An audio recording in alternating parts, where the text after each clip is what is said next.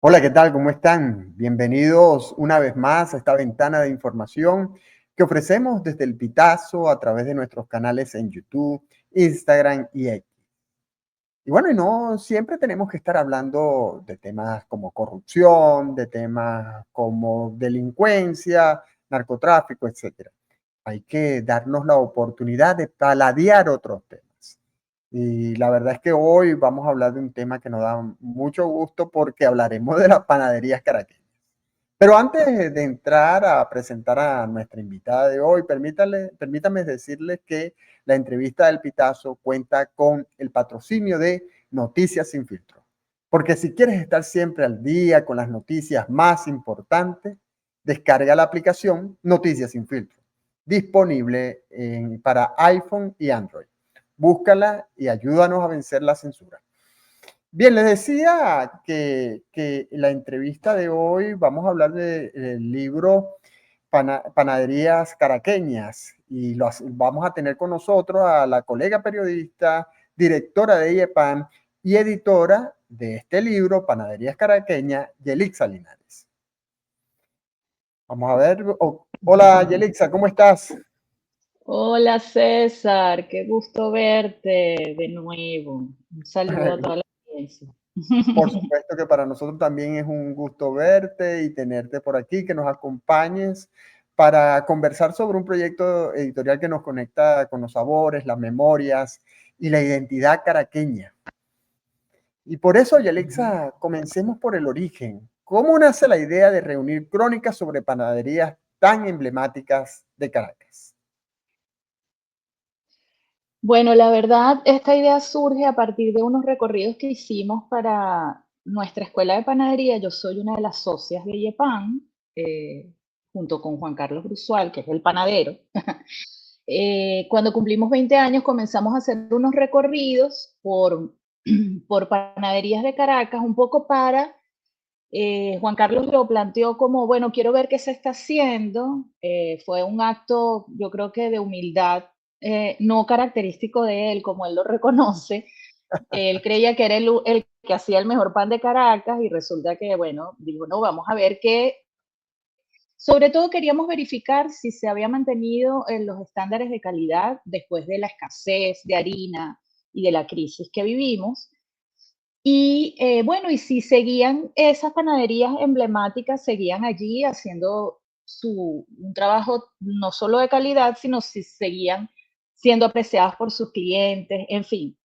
Fue una sorpresa, descubrimos no solo panes que los panaderos del instituto no conocían, sino descubrimos que ciertamente se habían mantenido esos estándares, se estaban haciendo cosas muy buenas y sobre todo descubrimos esta historia de que los fundadores de algunas de esas panaderías, la mayoría que son inmigrantes, estaban comenzando a entregar el legado a sus hijos, hijas y a gerentes más jóvenes, porque bueno, la mayoría emigró en el siglo XX, algunas de ellas, incluso los fundadores se murieron, y bueno, fue cuando dijimos, no, esta información, toda esta memoria, tenemos que recogerla rápidamente. Y me imagino que no es Y tan sencillo escoger, seleccionar estas panaderías. ¿Cómo se hizo el proceso de selección?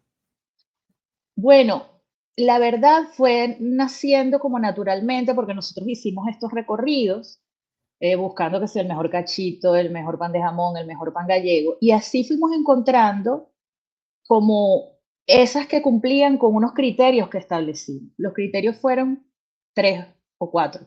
Uno, bueno, que hubiesen sido fundadas por inmigrantes, que hicieran panes de calidad, que hicieran los panes de su comunidad y que de su comunidad de inmigrantes y que tuvieran arraigo en la comunidad, que sus productos fuesen apreciados por los clientes. Y bueno, no fue fácil, la verdad teníamos una lista de 15, sin indagar tampoco, o sea, si hubiésemos hecho más recorrido, seguro hubiésemos encontrado más. Hay muchas más, pero teníamos 15 y bueno, tuvimos que recortar.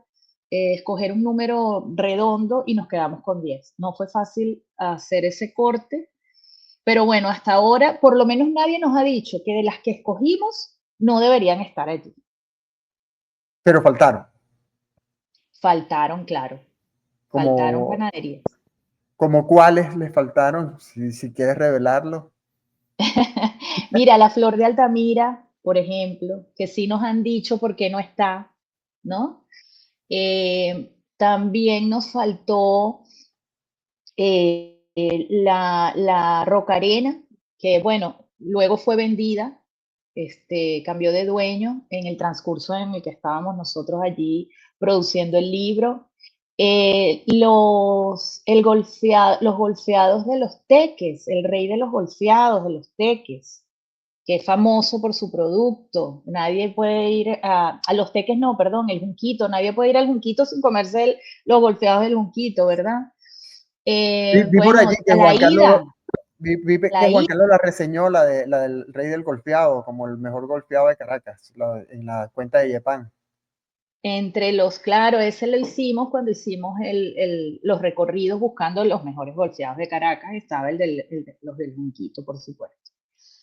Y así, pues, hay otras más que han ido surgiendo. Por ejemplo, a mí me hubiese gustado contar también la historia del pan chino, porque es importante detallar que no solo hablamos de panes portugueses, también hablamos sobre panes italianos, tenemos una panadería italiana, una panadería judía, está el arabito, que son panes árabes, El alemán. eh, y, y pan alemán, exacto. Entonces, bueno, a mí me hubiese gustado, por ejemplo, contar también la historia del pan chino, que en Venezuela uno no se puede comer un arroz chino, siempre nos hace falta el pancito chino, que entiendo que la gente extraña cuando come fuera, no solo el arroz, sino el pan.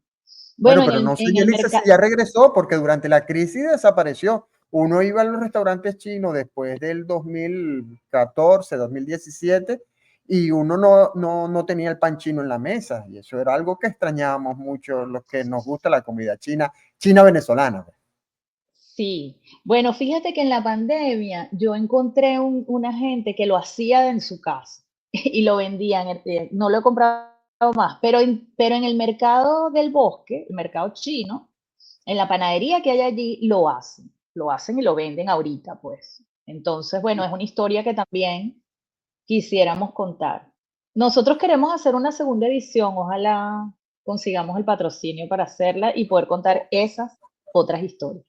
Es importante decir que además el libro de iniciarse con tu prólogo también tiene un recuento histórico que hace el historiador, experto en historia del alimento y experto en historia del alimento venezolano Rafael Cartay.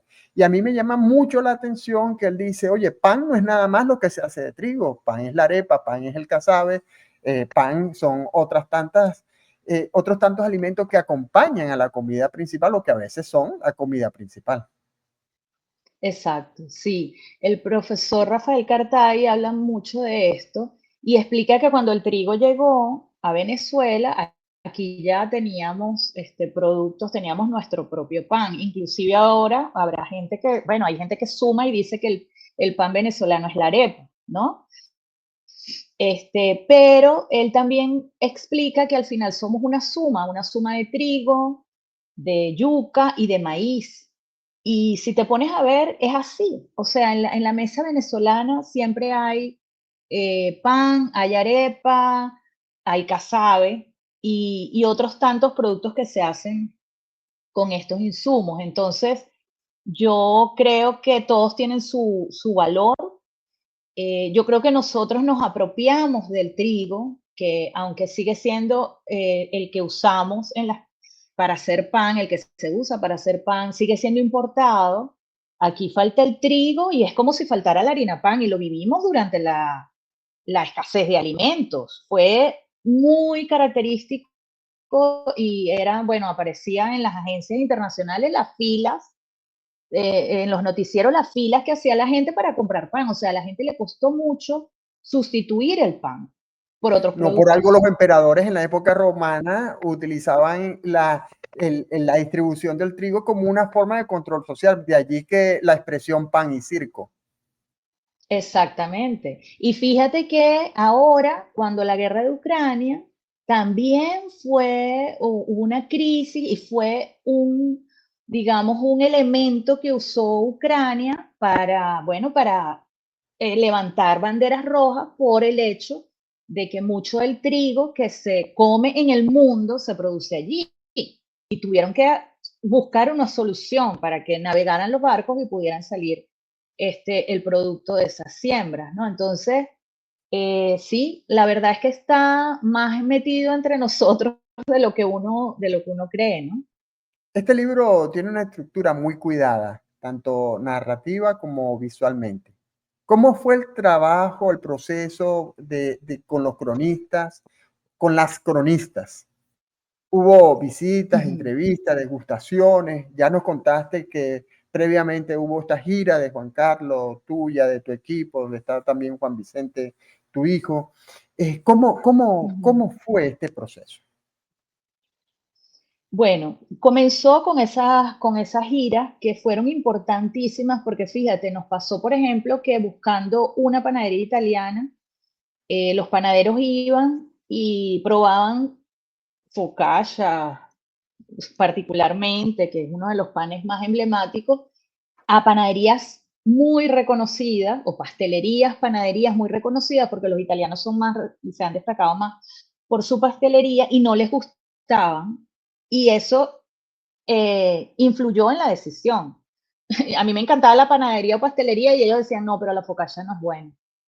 O, por ejemplo, descubrimos que los panini no los hacían ellos, los compraban en otro lugar. Entonces, ese trabajo de preproducción fue súper importante y todo el tiempo fue una suma de periodismo más gastronomía, porque tanto Juan Carlos como Juan Vicente estuvieron allí dando su opinión y el profesor Cartay también nos ayudó, nos asesoró, ¿no? Pero, bueno, luego vino todo el tema de imaginar la estructura, la arquitectura del libro. Por ejemplo, Juan Carlos insistió y fue muy buena idea de que incluyéramos un recetario al final, porque es lo que al final es el servicio que damos a la gente para que eso pueda, la gente pueda hacer estos panes en su casa o en donde los quieran hacer. Pero con Gaby Méndez, que es una periodista venezolana que vive en Bogotá y que ama también el tema de la gastronomía, ideamos esta estructura, pensamos en las crónicas, para mí el género era porque yo creo que, bueno, primero, una cosa que pusimos en la pauta y que yo insistí mucho en esto, es que esto no iba a ser un libro sobre panes, esto iba a ser un libro sobre historias, sobre la historia de las panaderías, sus fundadores, los equipos eh, que lo conformaban, pero también sobre la historia del conocimiento, de cómo ese conocimiento se transfirió desde el Medio Oriente, desde Europa hasta Venezuela, y de cómo es que nosotros aquí podemos comer buenos panes de estos países, de buenos panes italianos, portugueses, judíos, en fin. Y esta pauta fue clave además para el fotógrafo y para la diseñadora, porque la primera propuesta siempre era, y yo creo que eso es un poco influenciados por lo bellos que son los panes, ¿verdad? Bueno, una foto de un pan. Y entonces yo insistía, no, esto no es una foto, es la historia de las panaderías. Entonces, por ejemplo, si las panaderías, los centros de producción son feos, porque no todos son bellos, ¿verdad?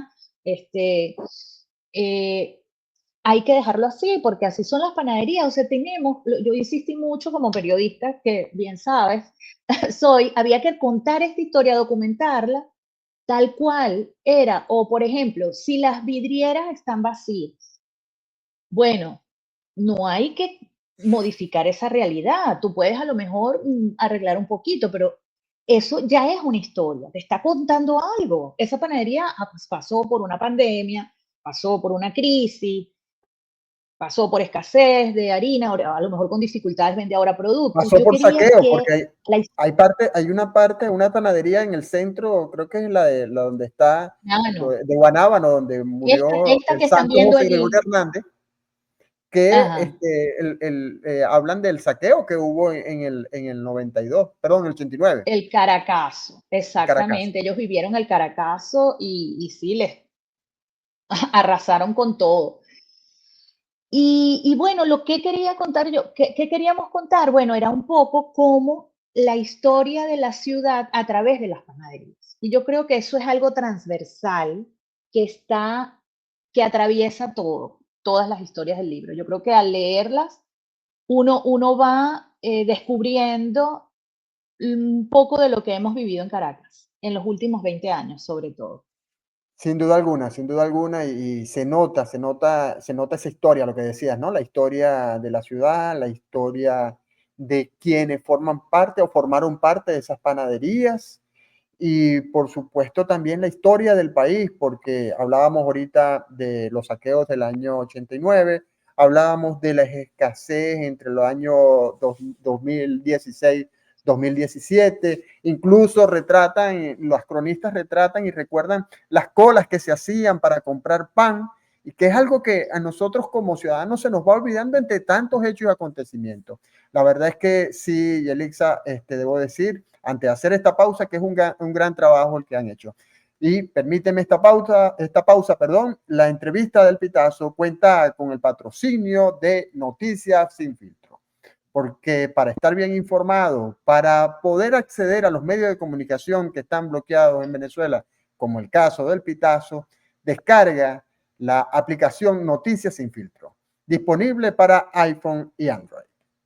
Volvemos con nuestra entrevistada Yelixa Linares y hablando de este libro, Panaderías Caraqueñas. Sabemos que este libro fue posible gracias al respaldo de varias personas e instituciones. ¿Quiénes fueron esos aliados claves que hicieron realidad este proyecto?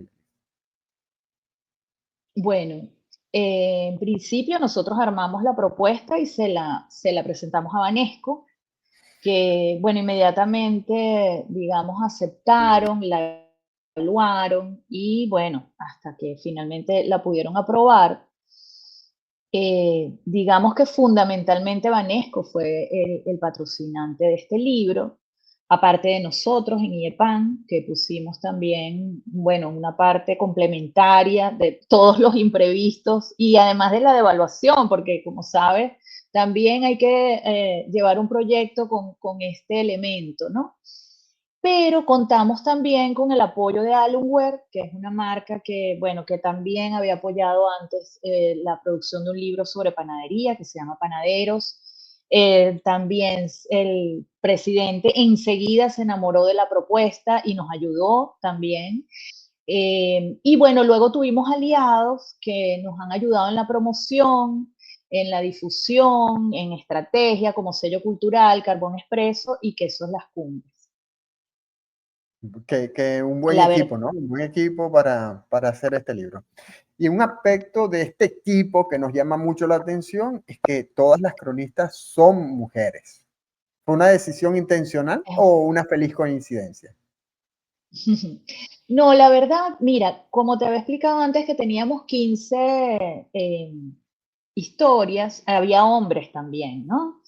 Eh, y bueno, hubo un momento en el que me di cuenta que había muchas más mujeres que hombres y decidí como, dije, bueno, vamos a hacerlas todas con mujeres, pero luego me dio con esta preocupación de la inclusión, yo la verdad he trabajado eh, cuando tuve un equipo grande fue en el Nacional, eran casi todas eran mujeres, y siempre decía que yo hacía como, era la figura del hombre, porque me preocupaba, yo quería siempre tener diversidad en mis equipos también, porque creo que eso es importante. Pero Juan Carlos me alivió cuando dijo, bueno, van a ser 10 mujeres que van a contar la historia de 10 hombres.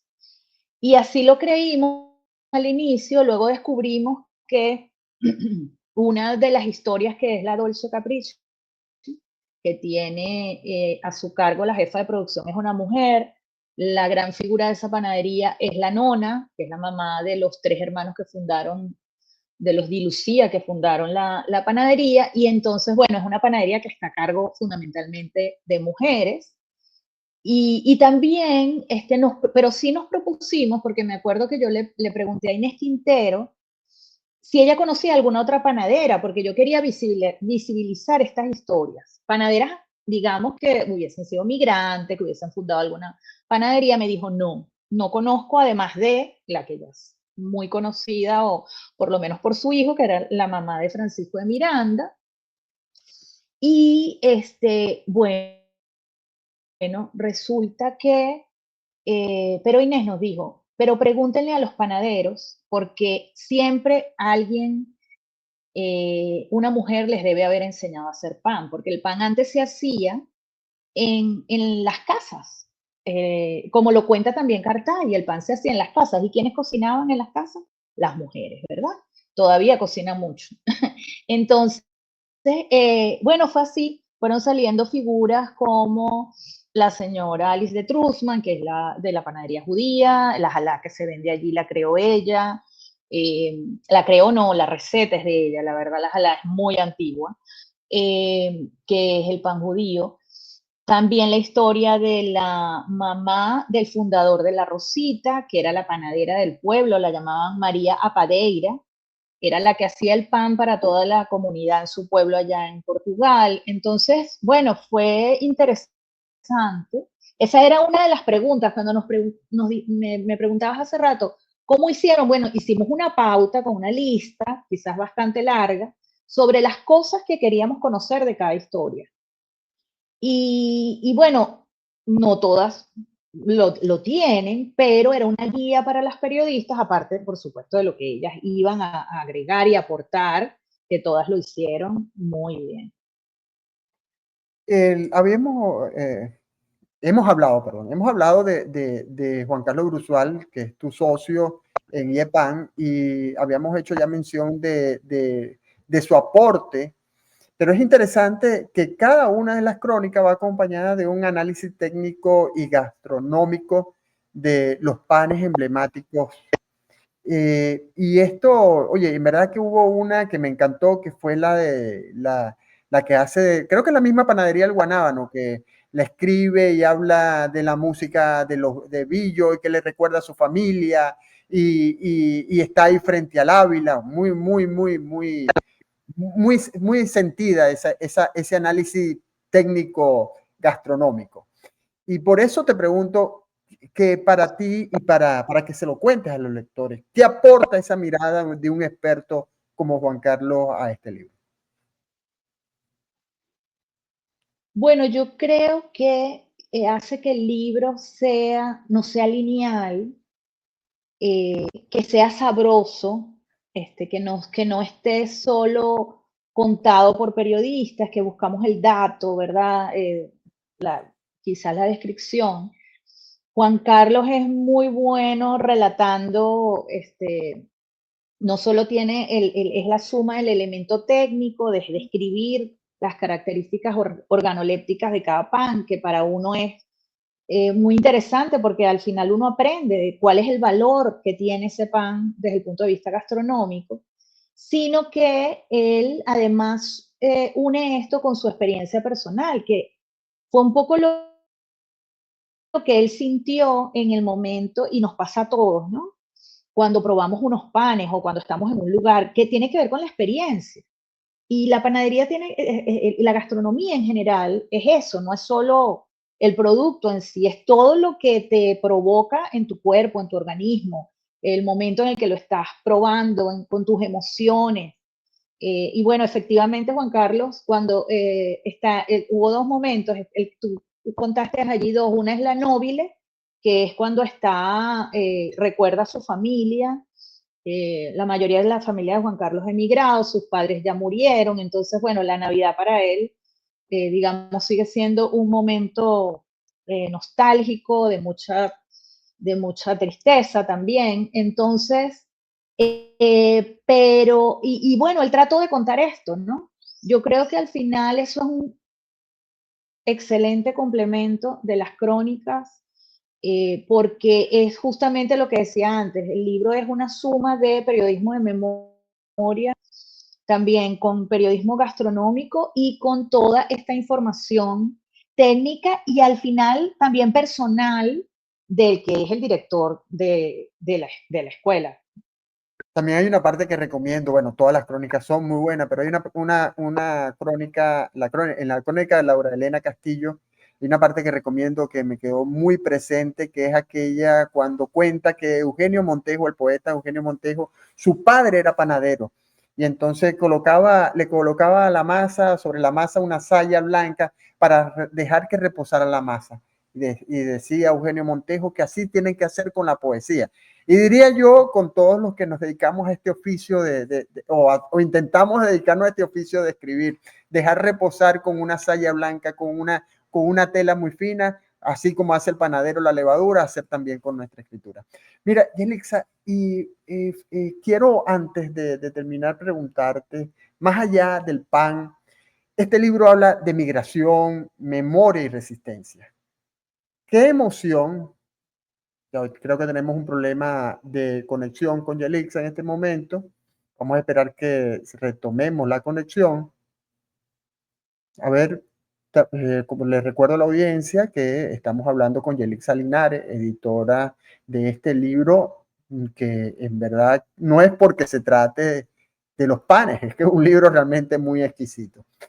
Yelixa, te preguntaba, ya nos quedan dos preguntas por acá y quería preguntarte que más allá del pan, este libro habla de migración, memoria y resistencia. ¿Qué emoción o reflexión te gustaría despertar en quienes lo lean? ¿Estás muteada? ¿Estás muteada? ¿Estás muteada? Desmuteate. Ok. Sí, es que en un momento perdí la señal y creí que se había desconectado.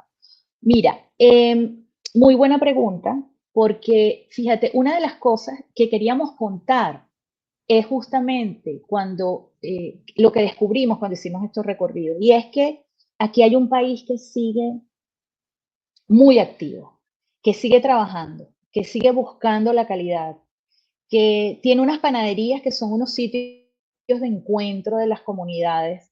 Eso es un valor que tenemos y que los inmigrantes venezolanos incluso nos han destacado cuando comentan sobre el libro desde el exterior. Y queríamos contar que esas panaderías y esos panaderos siguen allí, levantándose todos los días para abrir la Santa María. Y hubo una característica, una cualidad que destacó la presidenta Ivanova Decán, la presidenta de la Academia Venezolana de Gastronomía. Ella lo descubrió así como la esperanza activa. Dijo que el libro era un ejemplo de esperanza activa. Y a mí me gusta mucho ese término porque es así. Yo creo que nosotros sumamos varios factores allí, no solo la de los fundadores y los equipos de panadería que siguen trabajando, sino la de los equipos de periodistas. Muchas de esas periodistas trabajaron en medios tradicionales y así, hicieron muchos libros, como el caso de Jacqueline Goldberg, que sigue haciendo, sigue produciendo, afortunadamente. Fueron columnistas en blogs o son, y en columnas de medios impresos y digitales. Eh, y está una escuela de panadería que tiene 20 años funcionando, más de 20, ya 23. Todos estamos aquí trabajando y haciendo cosas eh, para nosotros, solo para seguir conectados con los valores nuestros, con esos valores que además nos legaron los inmigrantes también, sino que, bueno, queremos seguir produciendo cosas bellas. Y yo creo que eso es el mensaje que queremos dar. No solo, también las fotografías de Efren, que se han visto aquí en esta transmisión. Efren Hernández, que es un fotógrafo, un retratista, fotógrafo de productos. Wow, hizo un trabajo increíble. Y bueno, y de todo el equipo. Y otra cosa importante, Y, César, mira, que ya no estamos quisimos pasando un poco contar, del tiempo, pero Yelixa, ya voy a terminar con esto, no, no, te que digo, es no, que el lo de suma, adelante, adelante. No, que como te iba para a cerrar, contar la suma el bien, trabajo de Larissa Hernández, el trabajo de Larissa Hernández en búsqueda de todo ese documento. exactamente. Increíble. Larisa Hernández, que se encargó de buscar con las familias y los dueños las fotos de memorabilia, hizo un trabajo increíble. Nos costó mucho conseguir esas fotos, porque no, los archivos, como bien sabemos, están en Caracas bueno, ya no hay acceso a los poquísimos que hay o muy poco acceso. Entonces, bueno, y lo otro es la suma de talentos que están dentro, pero que también están fuera, como fue el caso de María Gabriela Méndez y el caso del profesor Rafael Cartay, que está en Ecuador. Entonces, yo creo que ese libro es un poco el reflejo de lo que sigue siendo Venezuela. Seguimos haciendo muchas cosas, no importa dónde estemos. Muy bien. Y finalmente, ¿dónde pueden los seguidores del Pitazo conseguir esta joya editorial y disfrutar de los relatos que entiendo también están en audio, ¿no? ¿Dónde pueden encontrar tanto el libro como los podcasts?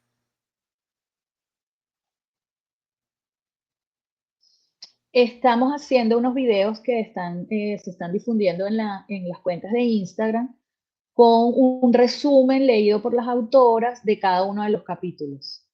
Y bueno, porque al final lo que queremos es contar esto multimedia. Seguimos siendo transmedia, entonces bueno, no es solo el libro en impreso, el libro también se puede descargar de la Biblioteca Digital Banesco y está impreso y a la venta, no solo en librerías, en las principales de Caracas, sino también en algunas panaderías de las que contamos la historia. Y está en Amazon. Para los que nos estén viendo desde el exterior, el libro se puede conseguir en Amazon. Bueno, Yelixa, en verdad que muchas gracias, muy grato. Disfruté mucho leyendo el libro, sobre todo como decías en alguna parte de la entrevista, aquellos que estamos fuera del país, que conectamos con la ciudad. Claro, por supuesto, no, esperamos que el libro se extienda más allá de Caracas, ¿no? Que tengan presupuesto en algún momento para extenderlo y contar de otras panaderías del país, porque en cada panadería realmente la migración fue dejando. Y bueno, quiero dejarle también a nuestra audiencia la misión o la tarea de que nos escriban su comentario, si han leído el libro, nos den su comentario aquí en esta entrevista, que va a quedar colgada en nuestro espacio de YouTube, también en nuestro espacio de Instagram y de X. Y por supuesto, y si no lo han leído, búsquenlo, se los recomiendo en verdad. Y bueno, y también después que lo lean, déjenos los comentarios por acá y compartan con nosotros las impresiones que tengan de este libro, que no es porque es de pan, es un libro muy exquisito. Bueno, Yelixa, muchas gracias y a toda nuestra audiencia, gracias por acompañarnos en esta entrevista. Hasta luego.